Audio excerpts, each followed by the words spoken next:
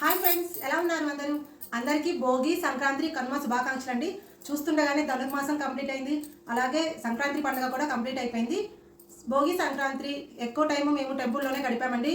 అమ్మవారికి కుంకుమ పూజని, పుష్పార్చనని అలా. ఇక కనుమ వచ్చేసింది. ఈ కనుమ రోజు మొత్తం అమ్మవారి ఇంట్లోనే గడిపాము. ఈరోజు ఉదయాన్నే అమ్మవాళ్ళు చికెన్ మటన్ తీసుకొచ్చారు. ఆఫ్టర్నూన్ లంచ్ అదేనండి. ఇక ఇప్పుడేమో గారెలు చేసాము. గారెలోకి చికెన్ మటన్ అమ్మవారి ఇంటి దగ్గర తినేసి అమ్మ నాకు సంక్రాంతి పండుగకి చీర అయితే పెట్టారండి. మా హస్బెండ్కి బట్టలు పెట్టారు, అలాగే నాకు చీర, మా చెల్లి వాళ్ళ పిల్లలకి కూడా బట్టలు పెట్టారు.